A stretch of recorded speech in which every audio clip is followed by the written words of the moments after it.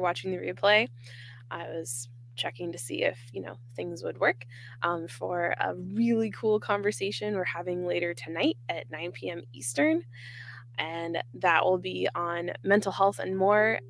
Troy Sandage and Dan Willis and Bree Palmer are hanging out with me tonight right here on all the platforms. So we're going to stream to Facebook.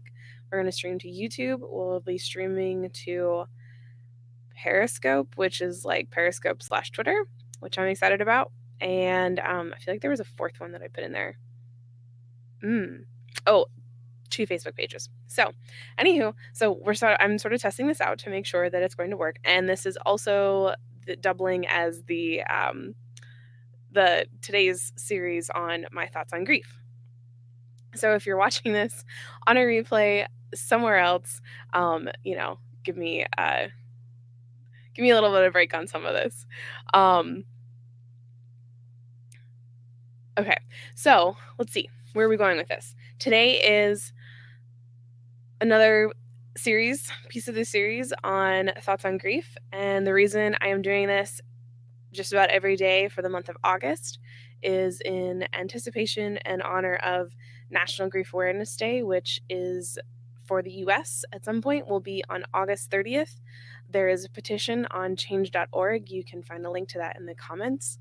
And on most of the platforms, I guess I'll have to remember to go put this on YouTube now too.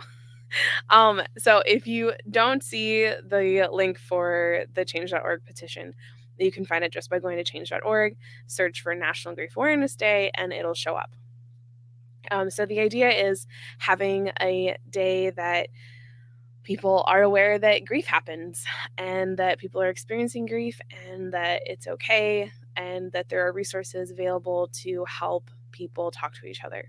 One of those resources happens to be the Legacy Recorder.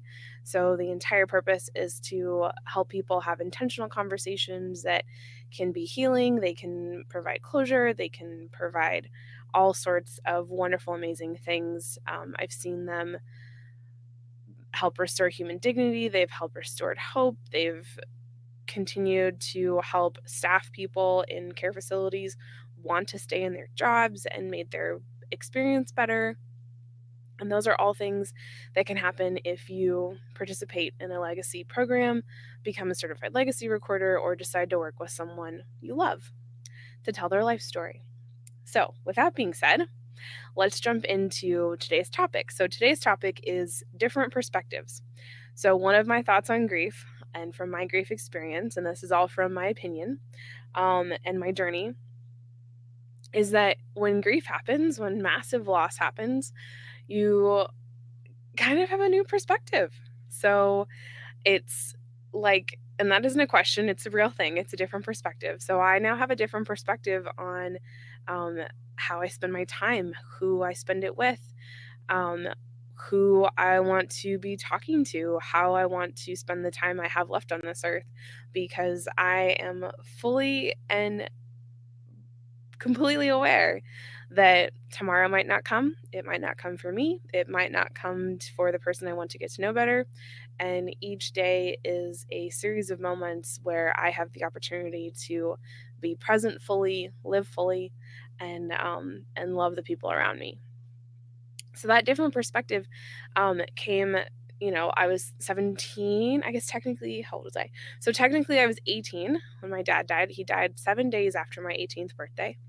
And I had a baby just, I don't know how many weeks before, 5-6 weeks before he passed away. So it was definitely, I had a lot of perspective happening. But his death really changed how I looked at things, and it's morphed and molded how I look at things as I've grown up. As a young woman and as an adult, and how I approach things with my children, my perspective on world events, my perspective on pretty much everything has been impacted by him passing away when I was younger.